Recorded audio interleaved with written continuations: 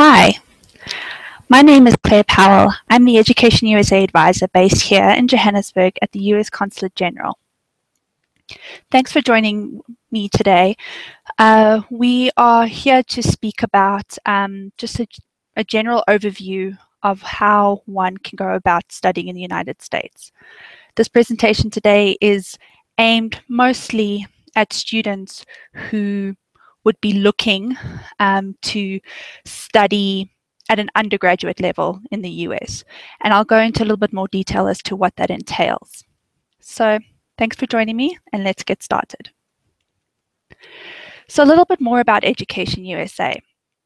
We're supported by the US Department of State, and we are basically a program that was set up by the Bureau of Educational and Cultural Affairs to assist students, whether they be international or American citizens living abroad, with understanding the process of applying to US universities, but making sure that the information that is provided is accurate, comprehensive, current, and as unbiased as possible. The Johannesburg Education USA Advising Center is one of over 400 centers in over 170 countries around the world. Here in South Africa, Johannesburg is one of 3 centers. We have 2 others, one in Cape Town, and our Cape Town advisor, Alice King, is responsible for the Northern, Western, and Eastern Capes. And we also have our advisor, Susan Knowles, in Durban, who's responsible for KZN. Myself, I'm responsible for the consulate districts of the consulate in Johannesburg and the US Embassy, which entails all of Gauteng, Limpopo, Mpumalanga, Northwest, and the Free State. So just to put the point that there are many options and resources to help you, not only in South Africa, but you could probably find one in and around the other areas of the world. A little bit more information. These numbers were just released as of yesterday, the 13th of November. But for the 2016-2017 academic year, we saw over 1 million students, international students, studying in the United States. That is a slight increase from previous years.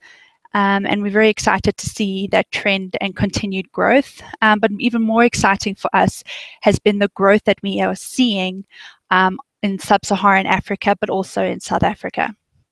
So the numbers in sub-Saharan Africa have grown from just shy of 35,500 sub-Saharan African students in the United States to just, as you can see there, 37, just over 37,000. South Africa saw a 5% growth based on the year previous. So we've gone up to about just over 1,900 students that are currently studying in the United States from South Africa. So big kudos, and it's definitely doable.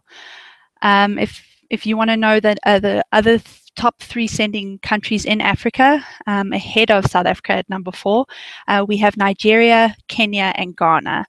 But definitely in the competitive league. And South Africa, partly some of the reasons why our numbers may not be as high as some of the others is because we have great universities right here at home that are world ranked. There's definitely some good competition out there. So when we look at some reasons to go and study in the United States, one would probably ask, well, what are the reasons? And really, the United States is viewed highly because of its quality. So the facilities, the faculty, and the resources are considered some of the best in the world. The choice and flexibility is just amazing. You know, many students can start off studying in the United States not knowing exactly what they want to study. So they spend their first 2 years taking a variety of courses, and then towards the end of their second year or their sophomore year in the United States, they would declare what their major field of study would be. So world-class education enhances students with globally appreciated skills and competency, highly valued, globally competent citizen, and with over 5,000 accredited universities with a wide range of programs and options. You will see different types of students and interests that offer good student support, housing, tutoring, and general overview and care for students. But it also, you are a highly valued student on US campuses as an international student because you offer a different perspective in the classrooms. So there are over 1,000 universities in the US that offer partial scholarships to international students, and with over 80 that offer full funding to outstanding students, including athletes. And right here from Johannesburg, we've seen students like Leka and Steph who attended Red Hill in Johannesburg, attend Yale University. We've had some great young men like Sasa and Virgil in KZN go to Harvard. Just recently, we had a great student, Kalisa, who went to Glen Moray, who got a basically full need scholarship to Columbia University. So that we've really got some great examples of students here in South Africa that have done extremely well. Again, travel, students have the opportunity to visit many places in the US and even study abroad while they're studying in the US. Students experience the diversity of US culture, the traditions, languages, habits, and beliefs. And students learn to adapt and sharpen abilities to resolve various situations and challenges, to return home and apply these skills and ability towards the development of South Africa. And that's one of our big things as Education USA, is to look at you coming home to South Africa and putting your skills and your education back into our own systems.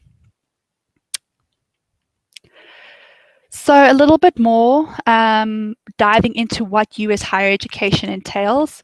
It's different from many other systems around the world, as it's not subject to central government authority, and institutions are free to design their own curriculums.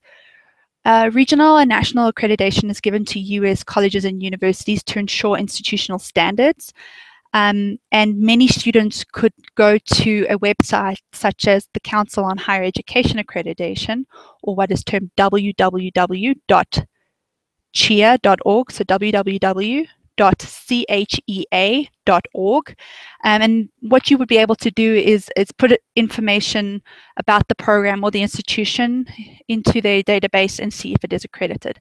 And that's especially important if you're bringing back your degree back home to South Africa, because our own South African Qualification Authority would want to make sure that it's accredited. US institutions have strong reputations for specific programs, facilities, faculty, resources, and so on, but there's no official system to rank them. Instead, you'll need to choose a college, university, or program that is right for you, and base your decision on your own academic, financial, and personal and other requirements. But us as Education USA, it's very important for us to work with you as a student, if you qualify to the United States, but to find a program that meets those priorities rather than just going on media or name-based brand names, if you want to call it. In addition, there is no national entrance exam for admission to US colleges and university. Each institution has its own entrance requirements, and these can vary. But essentially, promotion in the US education system is not contingent on school leaving exams like it is here in South Africa. So Education USA has broken down the process of applying to US universities into 5 steps. So the first one, and which was one that we'll concentrate heavily on today in today's presentation, is step 1, which is researching your options, because this essentially will lay the foundation for you to make sure that you found an institution that meets your needs, but also to put together the strongest application possible. So ideally, this process would begin anywhere between 24 months to 12 months before you step foot on campus. So knowing that the academic year in the US is almost completely opposite to what we have here in South Africa, one student would be looking to probably begin this towards the middle of their grade 11 year, starting to think about this process. But you really do need to put time together because, yeah, as I said earlier, there's close to 5,000 higher education institutions to choose from. So that can be quite a process to get used to. Okay. Moving on further, understanding part of your research options is defining those priorities, as we spoke about before, the academic, the financial, and the personal, and that allows you to narrow your choices down. Now, there are a few websites that do help in regards to this. Some that I can think of are collegedata.com or collegeboard.org or petersons.com. And really what you could do is you could put different criteria based on your academic, personal, and financial priorities, and it'll bring up a list of universities that match those needs and helps you narrow your choices down. And then based on those choices, you can see which universities would require you to have certain academic or application requirements that could vary, and what you actually need to do. And one of those requirements could be a standardized test, which is essentially looking at college readiness. And we'll discuss in a little bit more detail what standardized tests entail for US institutions. So looking at the US academic year only starting in about August or September, and ending in about May or June. So even you would be looking to apply to start in about the September after you've completed your matric. Okay, but essentially what I want to focus on hereafter in starting your options and looking and researching is to really ask yourself some questions to ask yourself. Is US study for you? Why would you want to study in the United States? What are your goals for your tertiary education? Will you need financial assistance? Is that going to determine which universities you apply to, whether that be here in South Africa or in the US or another country? And then essentially going back to one of our core beliefs is which colleges or universities will actually meet your needs or those priorities that we spoke about before. What are the application and financial aid deadlines? Understanding that the timeline is opposite to what we have here in South Africa, and then understanding which standardized tests are required. Do you have the necessary academic preparation? By the time you step foot onto campus in, say, the September after you've completed matric, will you have completed matric with a university exemption or a bachelor's pass? Do your marks average at the very least a 60% or a 65% matric? And often we wouldn't necessarily count life orientation in regards to this.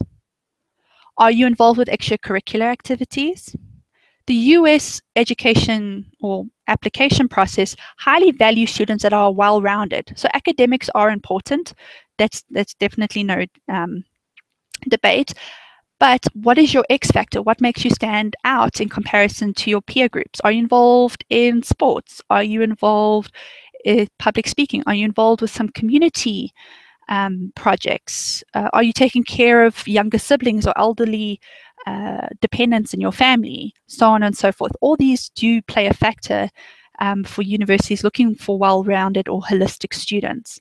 And then if you are looking to do anything in the arts, performing, fine, so on and so forth, or if you are looking to play sports in the United States, do you have the necessary demonstrated talent?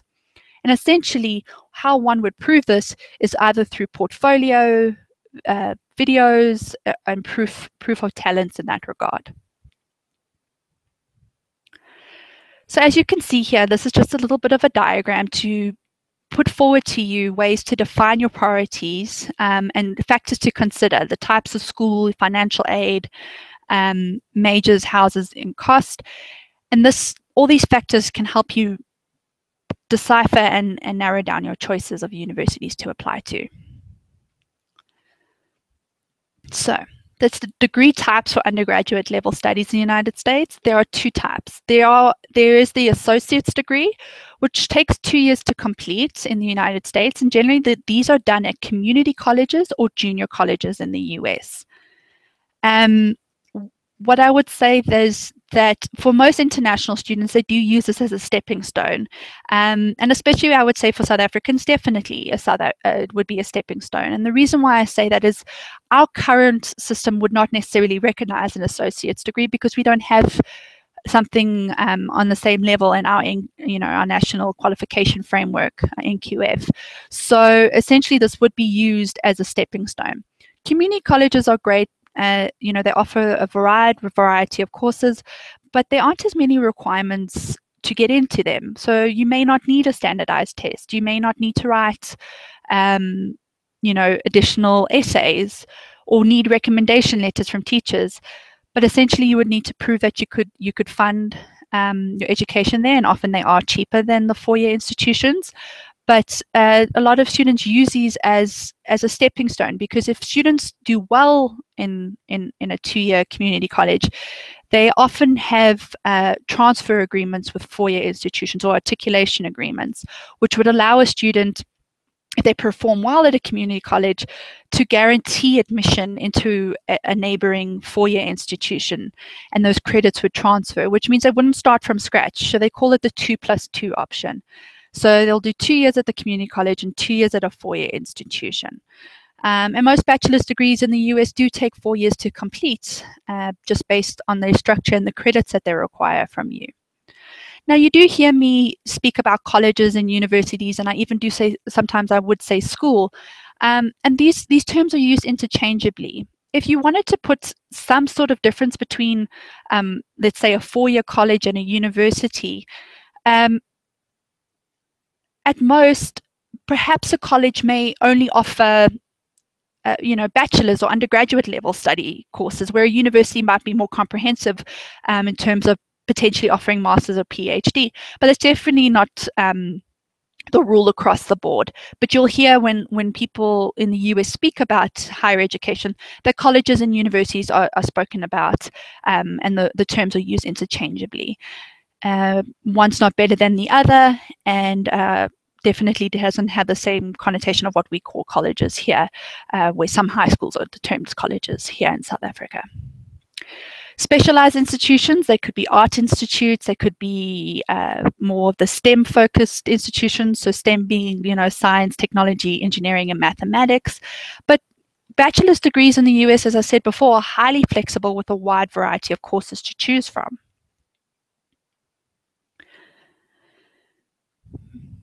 And why the flexibility comes in is for just this reason, as I said before. Students can, again, start off US universities not knowing exactly what they want to study. So they could be an undecided or an undeclared major. And the first 2 years of a four-year bachelor's degree in the US is general courses in the liberal arts and sciences. So myself, I was an international business major. And my first semester, I took college mathematics, I took environmental science.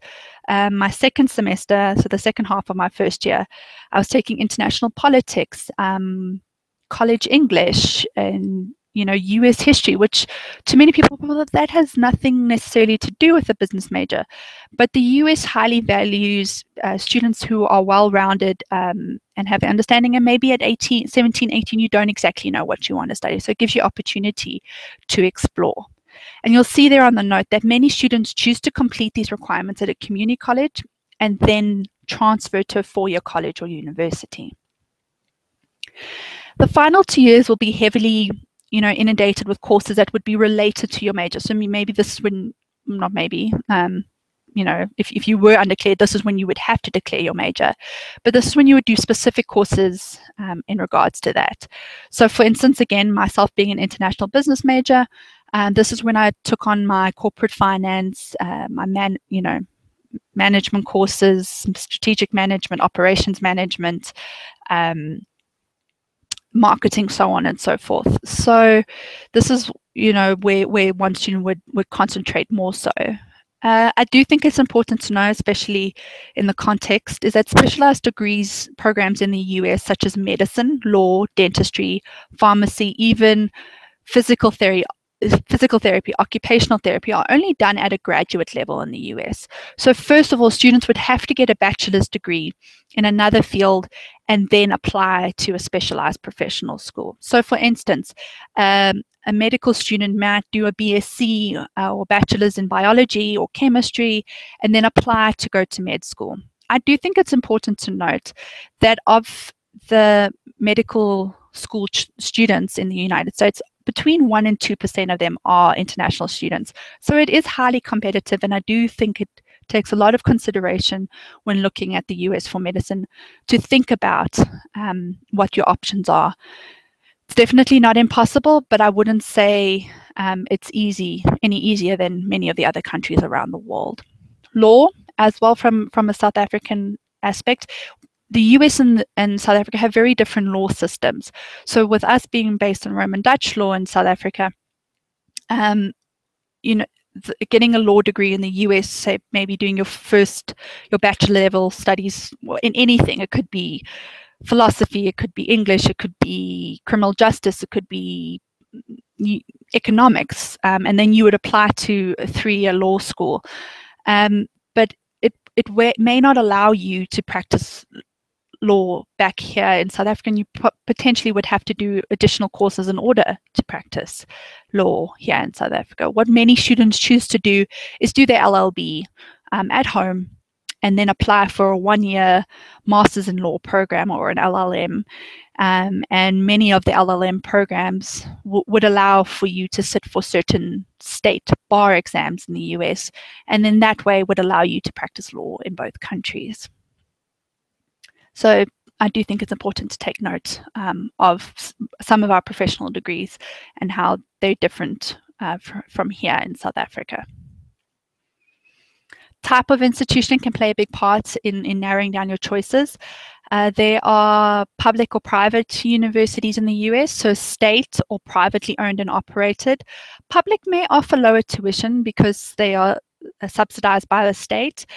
However, they do take care of state residents before internationals, but private may offer more financial assistance, to international students. I do think, the US government does not own or operate academic students. Instead, you have the option to choose between state or privately owned. And some of the best colleges and universities in the US are state operated, and some are private. So private institutions on average have higher tuition fees, but often offer more financial assistance. US colleges and universities may also be known for other reasons, such as having a special subject focus, like a science or an art. So maybe, a Georgia Tech or the Art Institute, or maybe they have a founded on a different religious affiliations, evangelist, Jewish, Baptist, Methodist. Their core values are based on different religious beliefs. There's all male campuses or female campuses, so the choice is quite flexible, in terms of narrowing down universities on different characteristics that you would value. Selectivity and size does play quite a large role in narrowing down your choices. So many of the universities will have up on their websites a previous incoming classes profile. So you will see of how many people applied and how many were accepted and enrolled. So the percent of applicants that were accepted, what were their average test scores, standardized test scores, on standardized testing on it, and what their past academic performance was at school. So to determine kind of what would your chances be if you were to apply to that university. Also consider the size of a college or university. This can impact many things, such as the number of students in a classroom, which courses or subjects are offered. My brother went to, Rutgers University in New Jersey, and, they have, I think over close to 50,000 undergraduate students. And that allowed, and he loved it because he had so many different choices of sciences he could take. And he really, really valued and enjoyed that. Where myself, I valued the smaller campus, with the family feel that I wanted. So imagine yourself going to a small, a medium, or a large campus. Ease of meeting new friends, overall environment, and the number of international students that could be enrolled at an institution may be important as well. This number can vary between low, medium, or high international student populations. So really, again, making sure that you have the right fit in picking a US institution. Some other factors to consider when you're looking and narrowing down your choices is location. The US is made up of 4 diverse regions, is that how we've put it? Is the West, the Midwest, South, and then basically like the New England, or like the Northeast region. And you might have personal reasons for desiring to study in one specific area. Setting. Schools are typically located either in urban, suburban, or residential areas, or rural countryside. So taking that into consideration, you might not necessarily go study agricultural, science in the middle of New York City. So, being realistic about your expectations as well.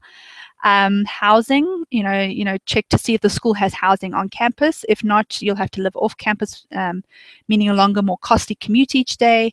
There's men only, women only, or co-ed housing options that might be available. So definitely go have a look at the residential life tabs of university websites to really get a feel of what's on offer. Activities, there might also be certain sports or activities that you can partake in at the university on campus. So that might also come into play to what you choose in terms of universities. There's a great website, collegeniche.com, which speaks a lot about these other factors that are outside of the academics. I once had a student that I advised that one of his factors in choosing a good university was how good the cafeteria was. So what the nightlife is like, what activities are going on around you. If you like rock climbing, are those options? If you want to be involved in student government, can you be? All these factors can really make or break the 4 years that you will be spending on a campus.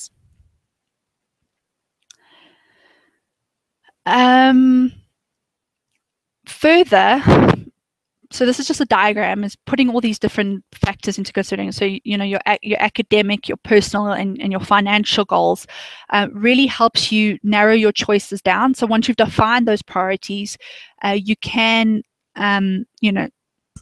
begin researching and narrowing down your choices to find the right fit. You may choose to narrow this down to about 10 to 20 universities that meet your needs, and then narrow them further as you actually apply. So, and those websites that I gave you before, like collegeboard.org or collegedata.com, or even College Niche that I spoke about earlier, would really help you narrow these choices down. So how does one research? So I gave those websites before, but once you've defined your priorities, you can refer to college and university websites.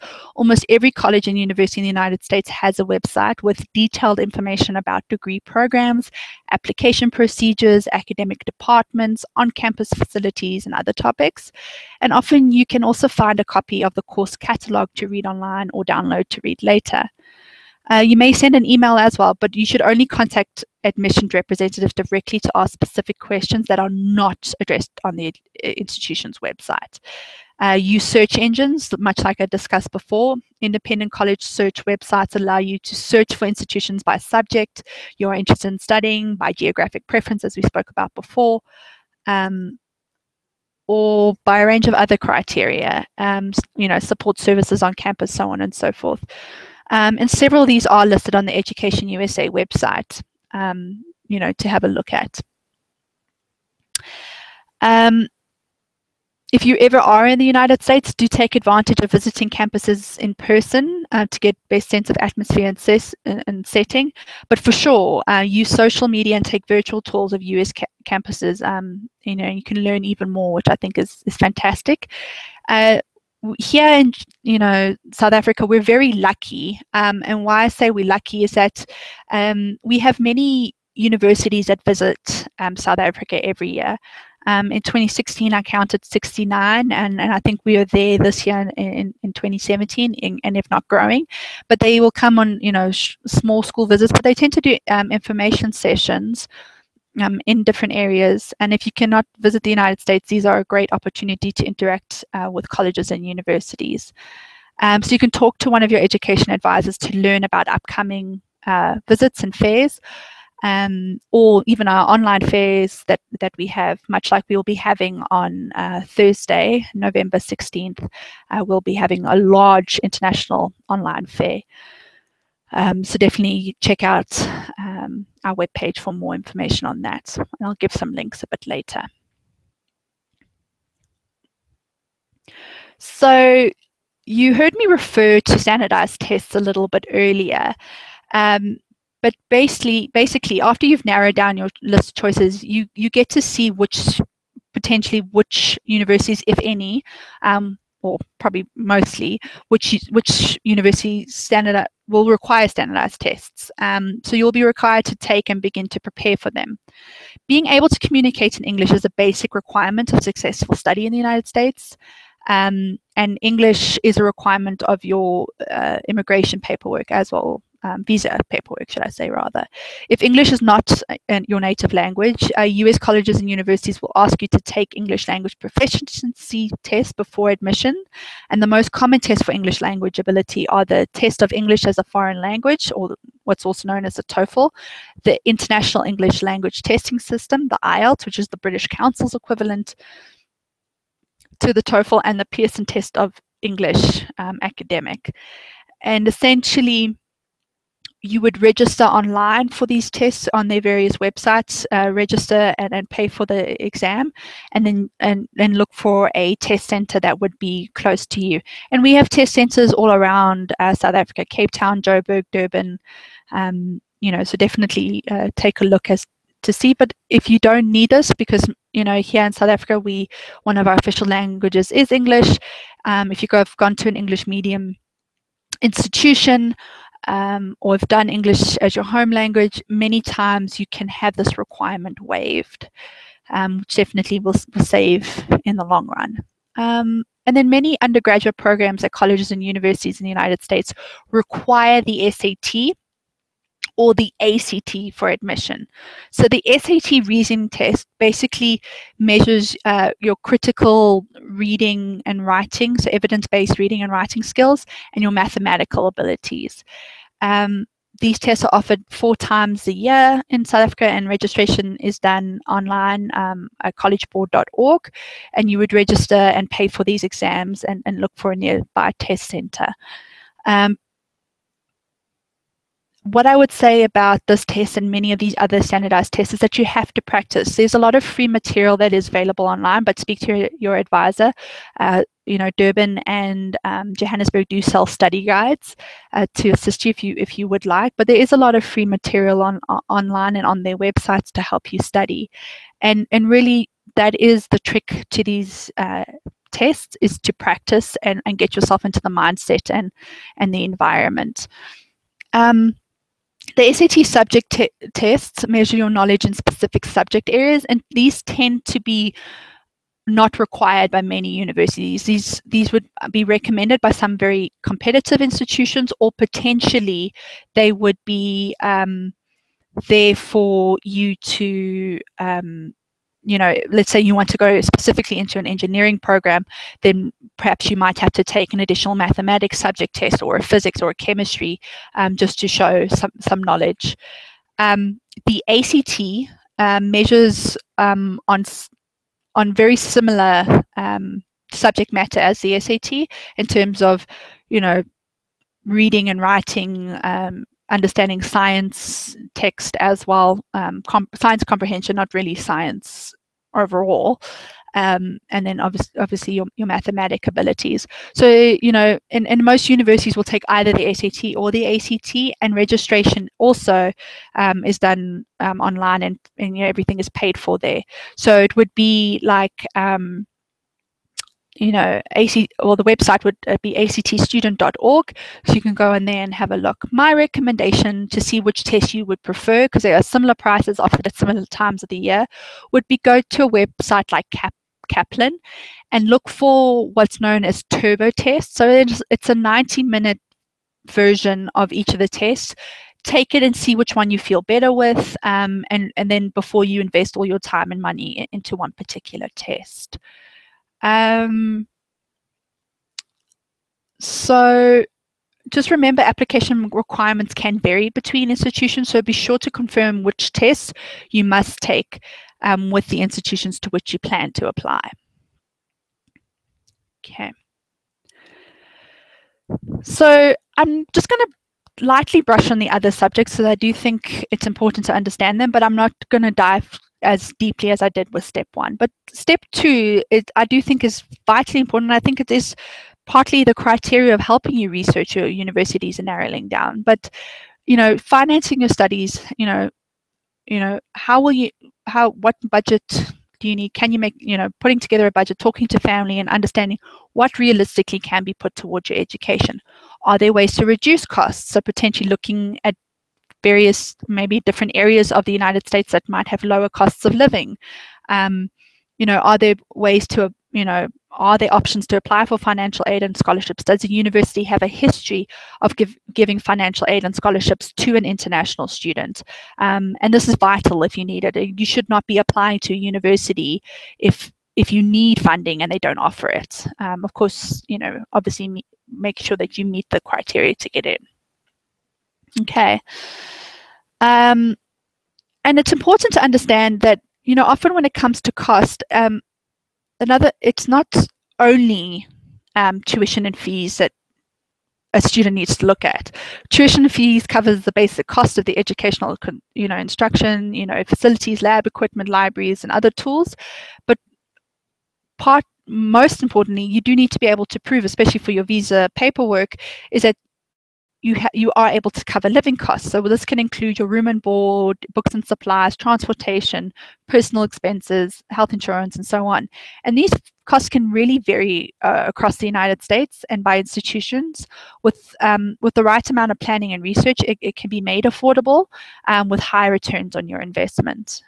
So definitely speak to your advisor about what range in cost there is, and especially with our exchange rate here in South Africa, this is definitely an important topic to look at. But there are ways to cover study in the United States. So there's merit-based aid, and this is typically awarded based on the applicant's academic achievements, such as what their high school marks were, how have they done? And that's why when I said, when you're thinking about the United States, have you at least averaged to 60% in South African terms? If not, quite honestly, if you're looking for financial aid, quite a lot higher, in 70s, 80s% averages. Scores on standardized admissions tests such as the SAT and ACT, special talents in areas such as sports, music, art, and so on. And the student's potential for leadership as demonstrated by past experience and extracurricular activities, or other personal characteristics of the student depending on the institution, like community service, volunteerism, maybe a woman who wants to study engineering, so on and so forth. There's also need-based aid, which is typically awarded to students based on it considers the student's family income and financial need.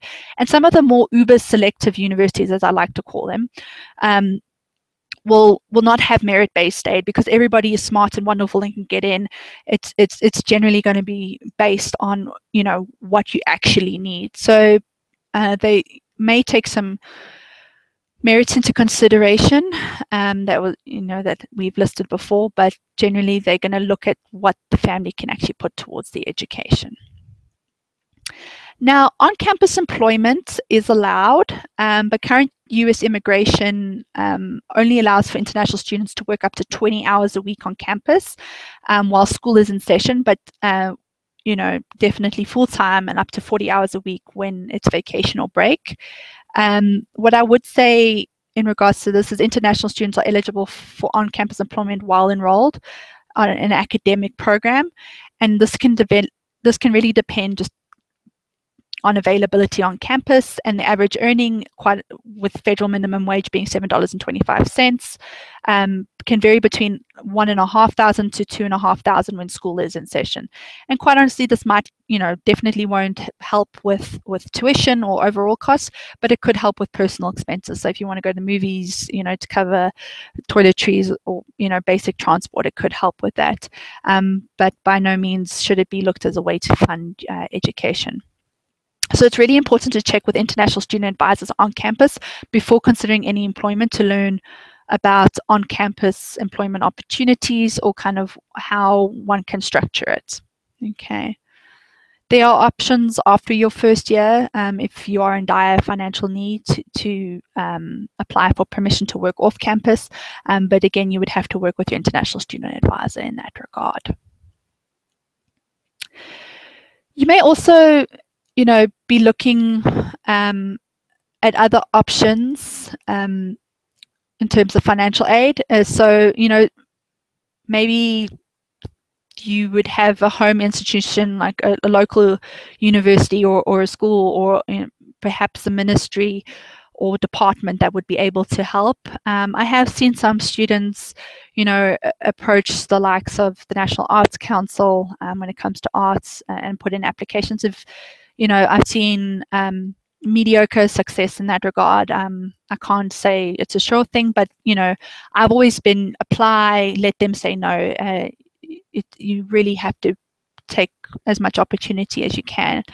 And unfortunately, as the US government, we currently don't have anything for tuition and living costs for undergraduate level studies in the United States. For students that are currently in grade 11, you can apply by the 30th of November for our Education USA Scholar Program. Now, this is open to students regardless of financial background, because it's a rigorous advising process to help you apply to universities, and I'll speak a little bit more about that. But if you apply to that and you hit certain criteria and based on your application prove that you need financial assistance, some students can be selected for to cover the upfront costs of applying to university. It doesn't cover tuition and living costs, but it could cover things like the SAT or your visas, or transport to take the SAT and so on.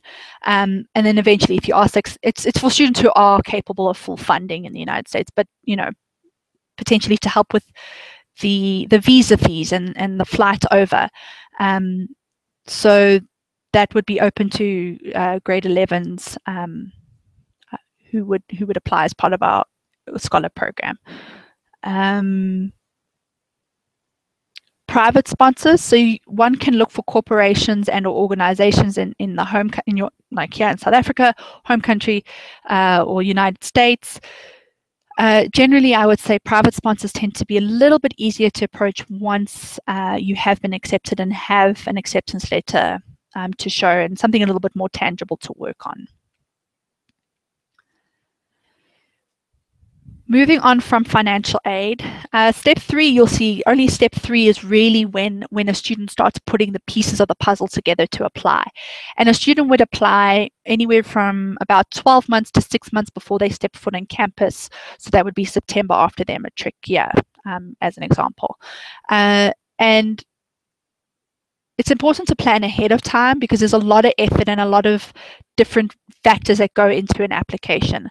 So to understand the admission requirements for each college and university or program, to send educational credentials, and these would be your grade reports. And universities do want to see your grade reports from grade 9 to the most recent one that's available at the time of the deadlines, which tends to be, matric prelims, because at the time of application, matric results will not be released, so they'll do conditional acceptance. Registering, studying, retaking standardized tests if required. Requesting for recommendation letters from your teachers. They must be academic, not from friends. So basically it would be a character reference. It's not just, I know you went to the school. It's a bit more anecdotal, speaking about your character in comparison to your peer group. And that can be anywhere between 1 and 3 recommendation letters that would be required, depending on the institution. And then my personal favorite part of an application is an essay. So it's a personal essay, short and concise, generally not more than a page, or at most 650 words for most institutions. And really, this would be an opportunity for you to highlight something about yourself outside of the quantitative information. So a lot of the universities will have essay prompts. So a very popular one is, what is a challenge that you've had to face in life and how have you overcome it? And wording it in an interesting but concise way, to grab an admissions officer's attention is important. And I think, between the personal statement and the recommendation letters, I think this is really what makes the US stand out, is that they really value your opinion of yourself as well as others' opinions and how you are perceived. Okay. Now, steps 4 and 5, I do not want you to get caught up on too much because I do not think they're necessarily important until you've been accepted. But step 4 is you will be able to apply for a visa, but you will need to be accepted by an institution in order to do this, because they prepare paperwork that allows you to apply for your visa through the US Embassy or consulates. And preparing for your interviews. So here at the consulate, we do help in terms of giving information and preparing you as best as possible for that interview with the consulate section. And then step 5, really, preparing for your departure, gathering important materials and documents, getting ready to arrive on campus, preparing to go. So we hold pre-departure briefings here here in Johannesburg, but also obviously in Cape Town and Durban, where we bring students together. We might do light lunch, and we bring current and former students to come and speak about their experiences. We talk about packing, we talk about culture, we talk about, where can I get my South African spices from? It's a really great opportunity to interact and prepare to go. And I think you feel a bit calm. We talk about tax, employment, laws, and so on and so forth. And it's a great way to interact and meet people who will be going over at the same time as you. Okay. Moving on further, to understand the application timeline in a South African sense. So I've based this on a student's matric year in their grade 12 year. So essentially, between the January and the August of their matric year is when they would research institutions' admission requirements and deadlines and try to register to take their first SAT or ACT between March and May. Okay. SAT is offered in March and in May, generally the first Saturdays of those months. And I believe the ACT would be offered in April. So, preparing and getting ready for that. In the September to the November time period is when you would request your transcripts and recommendations from your teachers, write and rewrite essays, register for and retake required tests if necessary. And then engage with selected universities. Between September and October, we have a lot of institutions visiting the country. So definitely keep a lookout on our Facebook page or get in touch with your advisor about institutions that would be visiting the area during that time. But again, don't, if you're going to be emailing them directly, don't email them and ask them a question that is available on the website. And then between December and February is generally when students would be submitting their applications, not only for admission, but also for financial aid. There are some institutions like community colleges that will accept rolling admissions, which means is that they would look at your application as at any time as much as you submitted. They would make a decision on it then and then let you know what the decision is. And then if there's enough time before the next intake, they would arrange for you to hopefully begin then. There's also an option for early decision or early action. And essentially what this is this would allow you to submit an application by the 1st or the 15th of November, in most cases, an application to start in the following August or September. Okay, so for instance, if the student was in matric now for 2017, they would put an application now, would have put one in for the 1st of November or the 15th of November to start in August or September of 2018. Why students like this is because the decision for early decision and early action comes out in mid-December, which would allow them to have satisfaction in knowing if they have been accepted or not, and then not having to worry thereafter. Where if it was a normal application, working on a January 1st deadline in most cases, they would not find out if they've been accepted until March or April in most cases.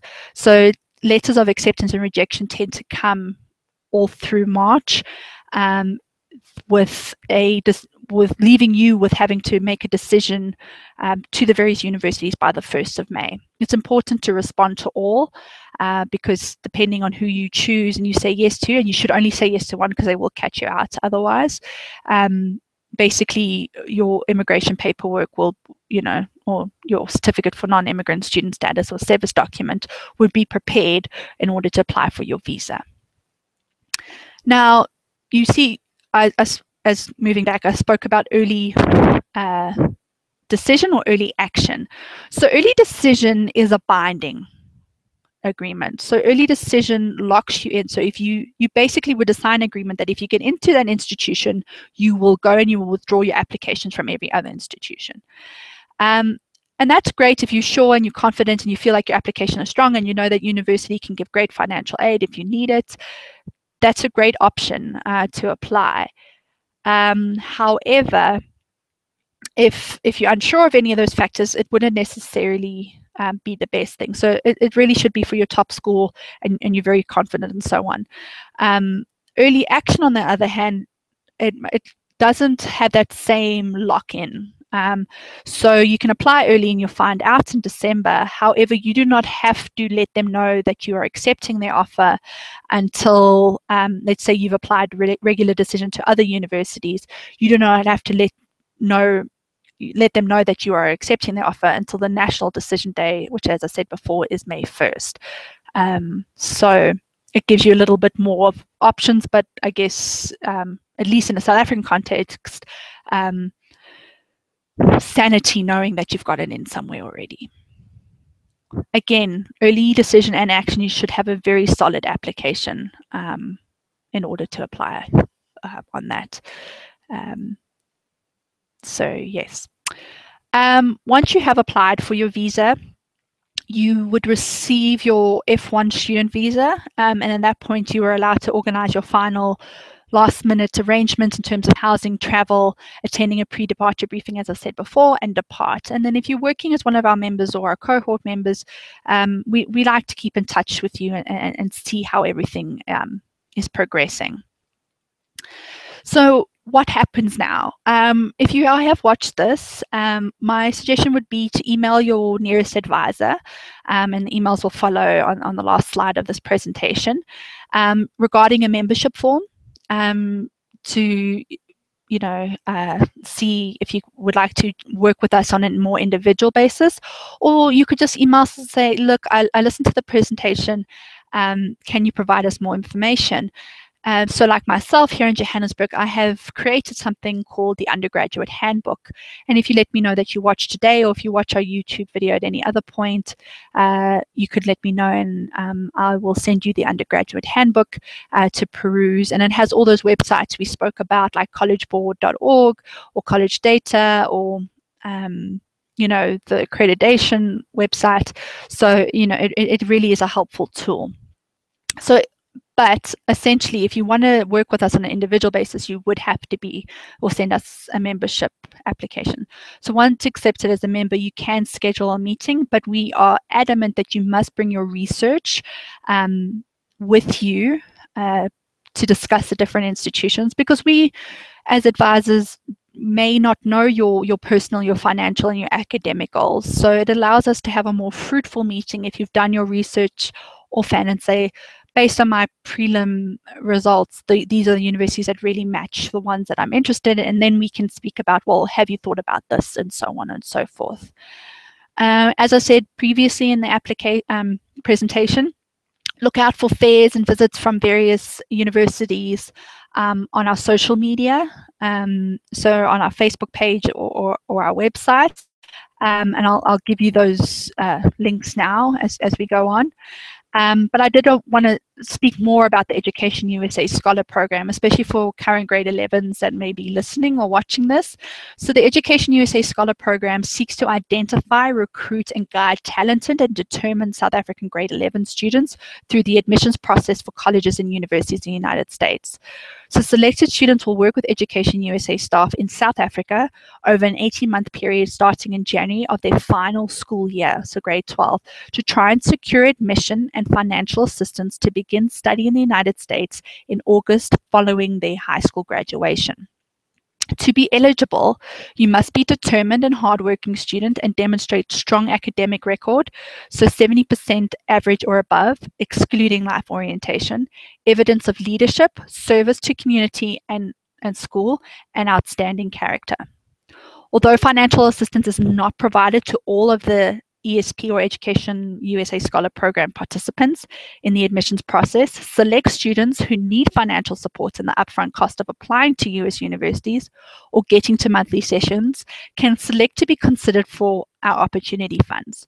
Demonstration of financial need and an A average will be required for opportunity students. Applications open in August of the grade 11 year and close November 30th.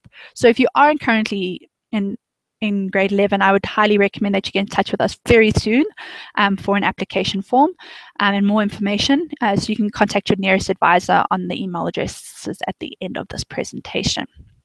You can always find us on our website there by clicking on Find an Advising Center. So the website educationusa.state.gov. So you can check out a little bit more information on the 5 steps or any upcoming webinars. But it helps not only undergraduates, but perhaps master's and PhD or short-term programs. There's some information on those as well. And then more detailed information about the different advising centers.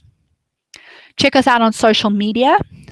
So also, have a look at our global page, so Education USA, or on Facebook, or when you're looking for more of a South African context, check out the handle for Facebook, Education USA in SA.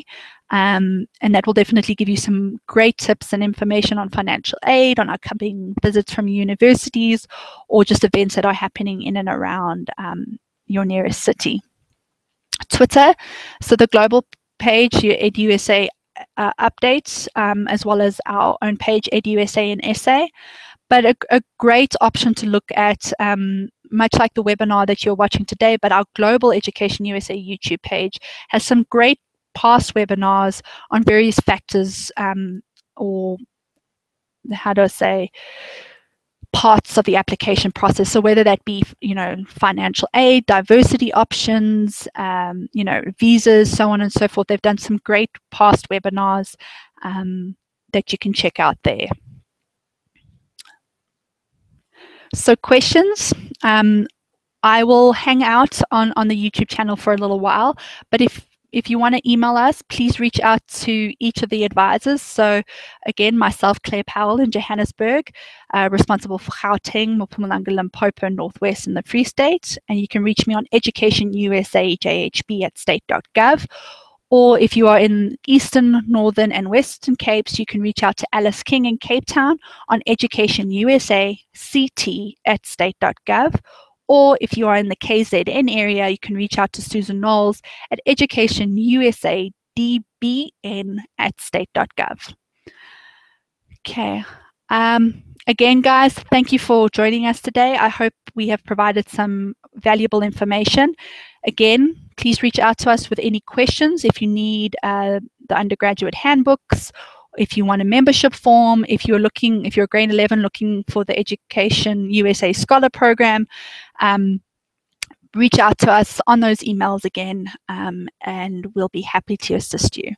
Happy International Education Week, and we hope that you will join us on the Global International Student Fair on November 16th, and hope to see you at our advising centers soon, or if not, speak to you at another point. Have a good day. Thank you very much. Bye-bye.